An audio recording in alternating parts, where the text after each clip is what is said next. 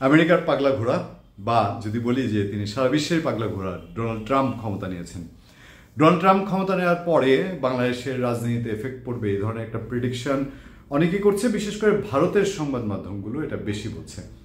কি হবে না হবে সুস্পষ্ট সুনির্দিষ্ট কেউ বলতে পারে না। আমরা বারবারই বলেছি যে আওয়ামী লীগের সময়, আওয়ামী লীগের শেষ ভাগে এসে ডোনাল্ড ট্রাম্প না থাকলেও জো বাইডেন, যাকে এখন আওয়ামী লীগ দোষী বলে যে তাদেরকে ক্ষমতা থেকে সরানোর জন্য, সেই বাইডেন প্রশাসনের মুখপাত্র বা তাদের শক্তিধর প্রতিনিধি যদি বলি, ডোনাল্ড লু বাংলাদেশে এসেছিলেন। বলা হতো ডোনাল্ড লু পাল্টে দেবেন সব কিছু। ডোনাল্ড লু বাংলাদেশে এসে, আপনাদের মনে আছে, দরবেশের বাসায় সকালের নাস্তা করলো, সকাল 8টায় কি হুলস্থুল, মিলজিল হয়ে গেছে কিনা, এমন একটা আবহ তৈরি করা হলো। বলা হলো যে হ্যাঁ, আমেরিকা বোধহয় আওয়ামী লীগের দিকে পূর্ণ সাপোর্ট আবার ফিরিয়ে এনেছে, যদিও এর আগের 1-1.5 বছর খুব ঝড়ো হাওয়া গেছে আমেরিকার দিক থেকে বাংলাদেশে। ইলেকশনের পরেও আমেরিকা তাই এই সরকারকে, আওয়ামী লীগ সরকারকে 2024 8 জানুয়ারি নির্বাচনে নির্বাচিত মেনে নিয়েছে যে তাদেরকে সহযোগিতা করবে। শেষে গিয়ে পুরা গণেশ উল্টে গেছে। আওয়ামী লীগই বলছে আমেরিকা ফেলে দিচ্ছে, আমেরিকা সর্বনাশ, এটা যে কী করে। সেই আমেরিকা এবার আমেরিকার বাংলাদেশে নিযুক্ত নতুন চার্লস দ্য অ্যাফেয়ার, তিনি ডক্টর ইউনূস সরকারকেও সমর্থন জানিয়েছেন। আমরা বলেছি আমেরিকার কোনো কথায় খুব খুশি হওয়ার কিছু নাই। আমেরিকা কি করে এটা দেখতে অনেক সময় লাগবে। আওয়ামী লীগের সময়ে অনেক কন্টেন্টে বলেছি, বিএনপি যখন খুব খুশি হতো তখনও বলেছি আমেরিকার সঙ্গে ভালো সম্পর্ক দেহরম মহরম ছিল, যে ভাই ও যে কি করবে 6 মাস 6 বছরও লাগতে পারে বুঝতে। এখনও সেই কথাই বলি। এবার আমেরিকা ঘুরে এসছেন ভারতের পররাষ্ট্রমন্ত্রী জয়শঙ্কর আমেরিকা ঘুরে এসে সংবাদ মাধ্যমে কিছু কথা বলেছেন তার ওয়াশিংটন সফর নিয়ে। গিয়েছিলেন ডোনাল্ড ট্রাম্পের অভিষেক অনুষ্ঠানে। সেইখানেও আমেরিকার নতুন পররাষ্ট্রমন্ত্রী জো রুবির সঙ্গে তার বৈঠক হয়েছে আমেরিকার নতুন নিরাপত্তা বিষয়ক উপদেষ্টার সঙ্গে। সাংবাদিকরা জানতে চেয়েছিল বাংলাদেশের সংখ্যালঘু ইস্যুতে। বলেছেন যে হ্যাঁ, বাংলাদেশ ইস্যুতে তাদের সঙ্গে বেশ কিছু কথাবার্তা আমাদের হয়েছে, তবে এর সমস্ত কিছু বলা ঠিক হবে না, সমীচীন হবে না।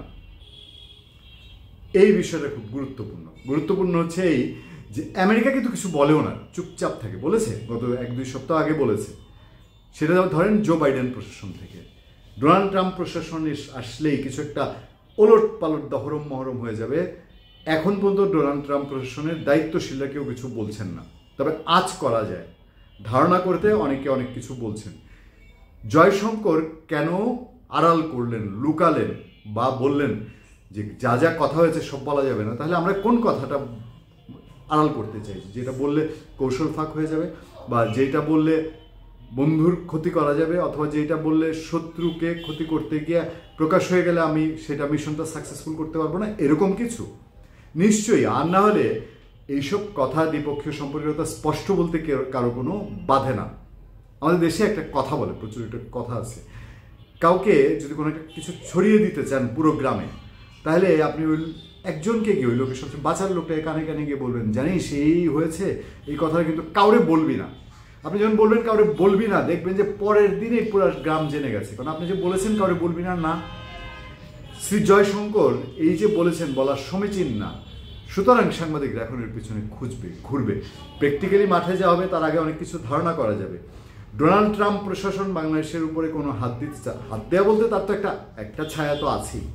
সে অনেক কিছুই চায় বাংলাদেশে, শুধু বাংলাদেশে না, বাংলাদেশ দিয়ে মিয়ানমার, চীনের সঙ্গে অনেক কিছু চায়। এটি এখন ওপেন সিক্রেট। ভারতও তার সিকিউরিটি রক্ষা করতে চায়। এই দুই দেশ চীনের সঙ্গে তার যে ভেজাল বিশৃঙ্খলা চলছে সেগুলোর জন্য বাংলাদেশকে জিওগ্রাফিক্যালি, এটা যদি বলি সামরিক দিক থেকে খুব গুরুত্বপূর্ণ মনে করে বলেই তারা বাংলাদেশ নিয়ে আগ্রহী হবে। সেখানে তারা তাদের কমফোর্টেবল সরকার চাবি বরাবরই চেয়ে এসছে। তবে একটা কথাই থেকে যায় যে ডক্টর ইউনূস সরকার এখন কীভাবে কি ট্যাকেল দিবেন সেটা খুবই গুরুত্বপূর্ণ। ধন্যবাদ সবাইকে। ভালো থাকবেন, সুস্থ থাকবেন, সত্য করুণা এবং সহনশীলতার সাথে আপনাদের সাথে আমি আতিক রহমান, পূর্ণিয়া।